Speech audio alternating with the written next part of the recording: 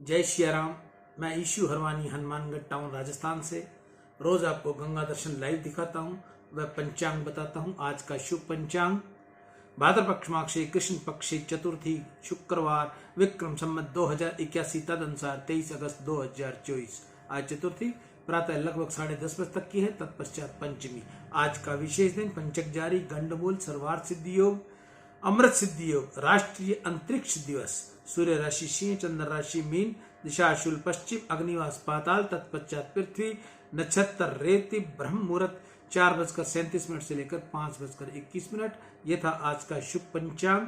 अब हम चलते हैं रामायण की ओर। रामायण में कल हमने आपको हित हमार शिवपति सेवकाई कथा सुनाई थी। उस कथा का आगे का वृतांत।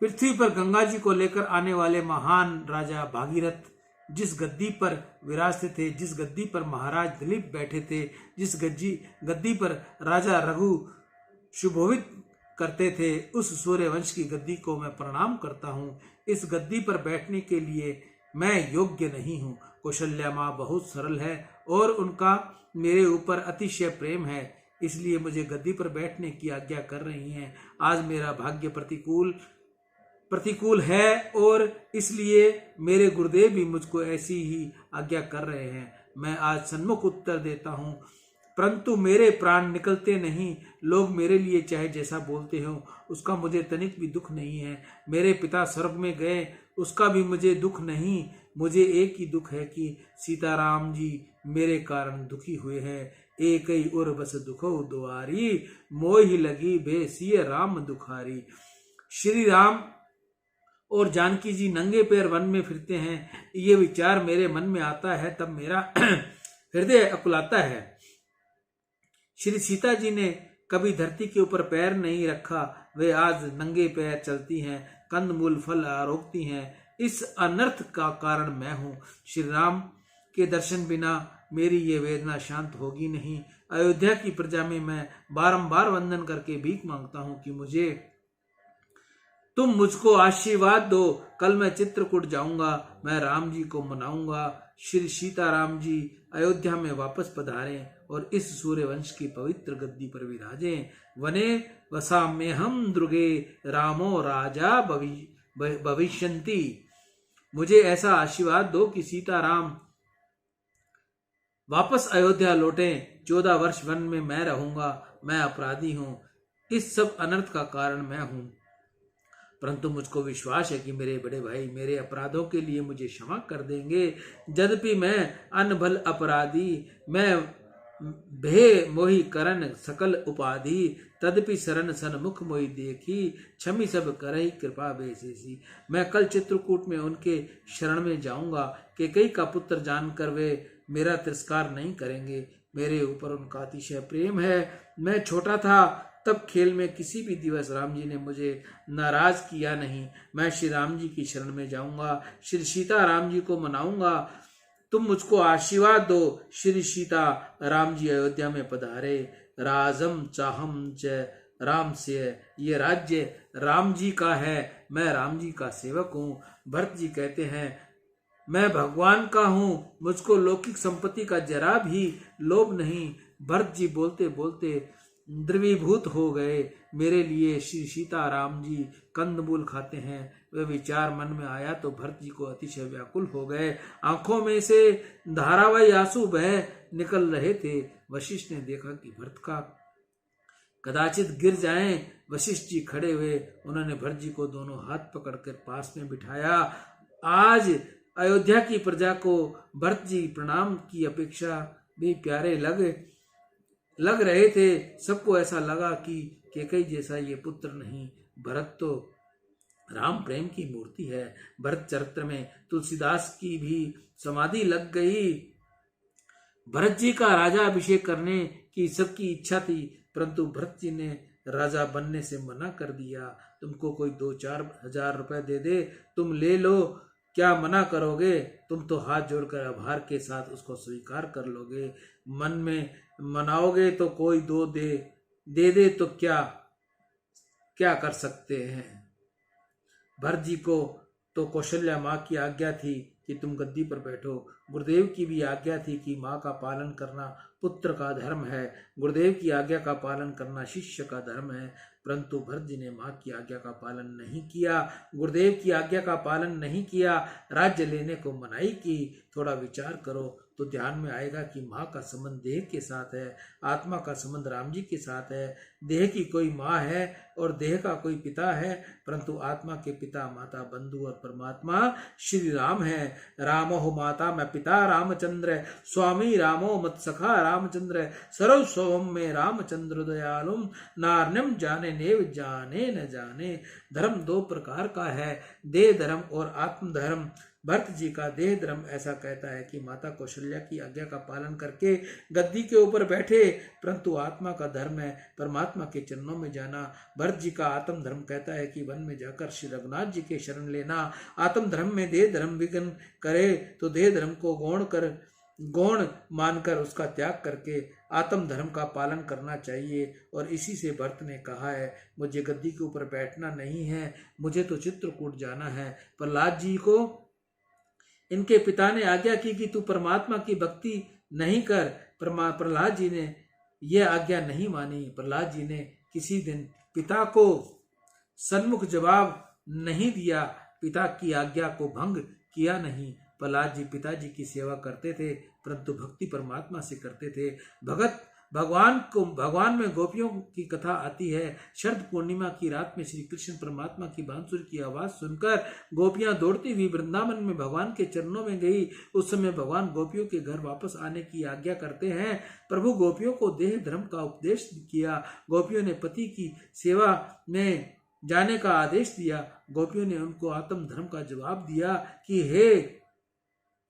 है पति तो देह का पति है, इस शरीर का पति होगा, शरीर का कोई पिता होगा, परंतु आत्मा का कोई पति नहीं, कोई पिता नहीं। आत्मा का धर्म तो परमात्मा को प्राप्त करना है। स्त्री का धर्म तो पति की सेवा करे, परंतु जो स्त्री नहीं, जो शुद्ध चेतन आत्मा है, वह किसकी सेवा करे। स्त्रीत्व पुरुषत्व ये तो देह के धर्म है।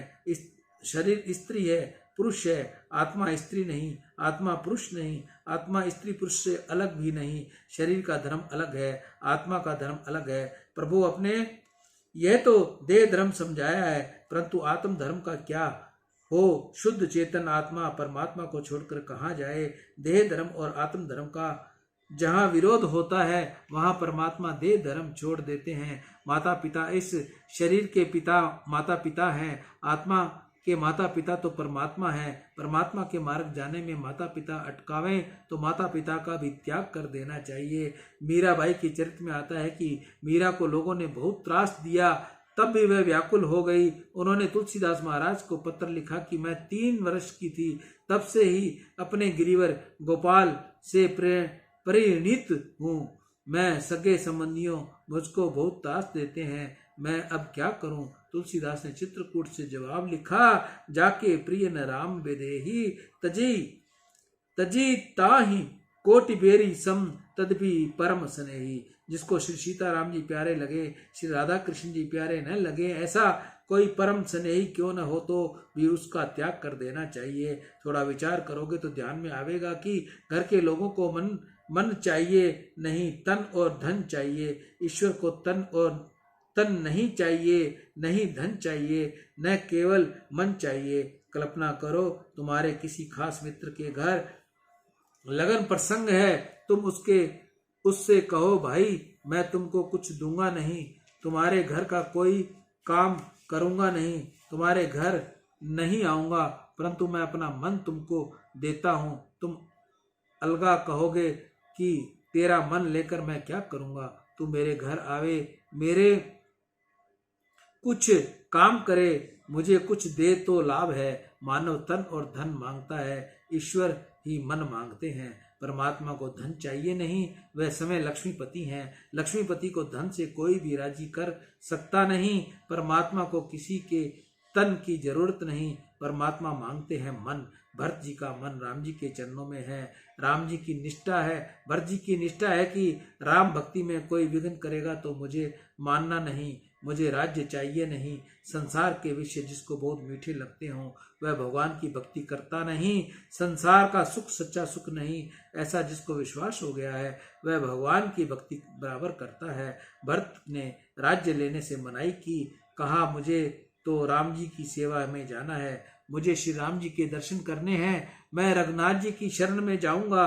सिंहासन पर तो श्री सीता राम जी विराजेंगे। सबको बहुत आनंद हुआ।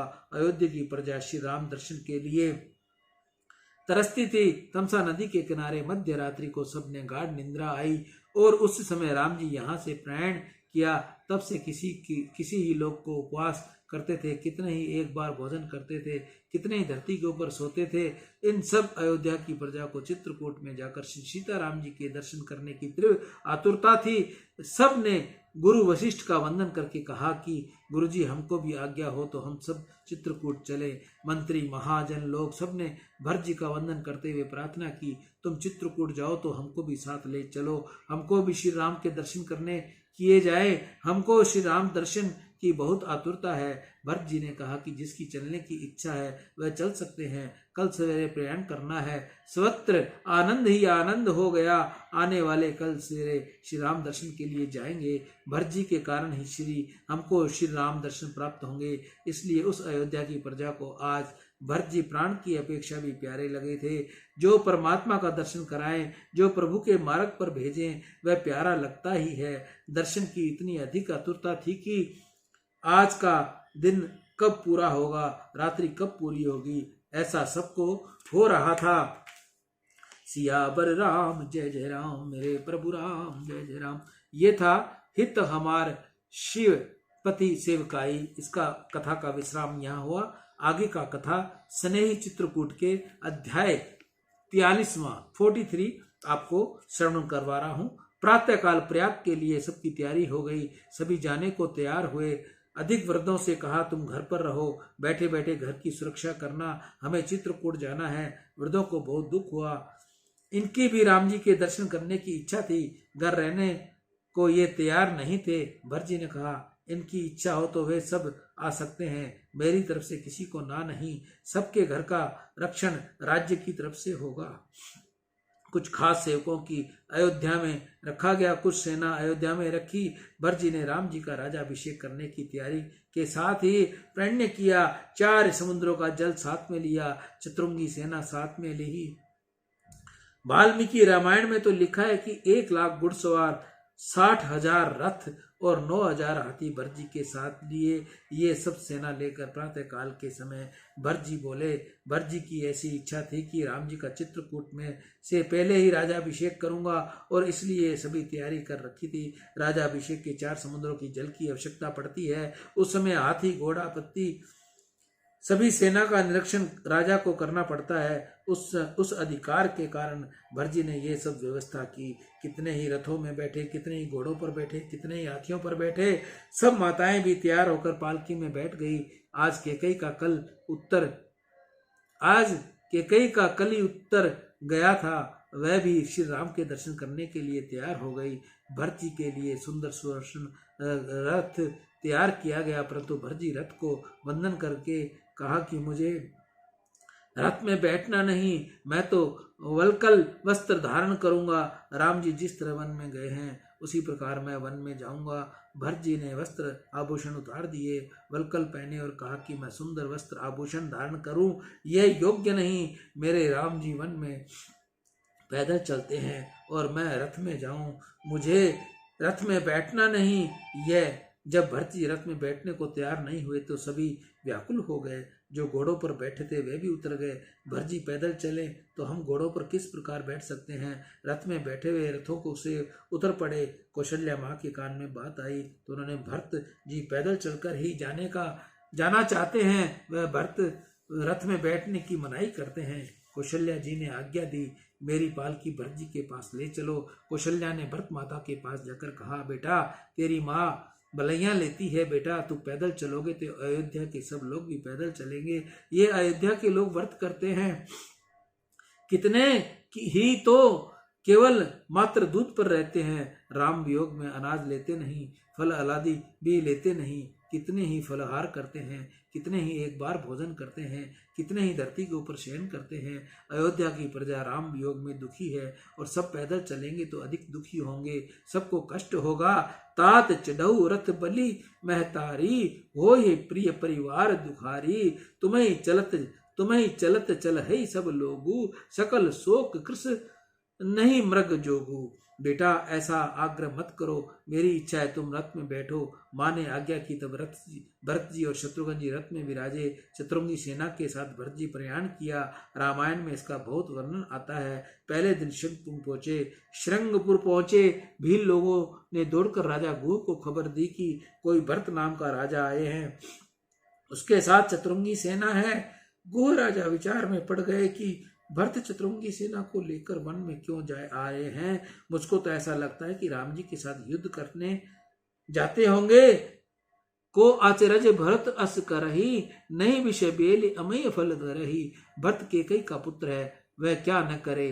जहरीली बेल की कभी अमृत फल फलता होगा। भरत को ऐसा लगा कि कोई मुझे अयोध्या का राज्य मिल गया।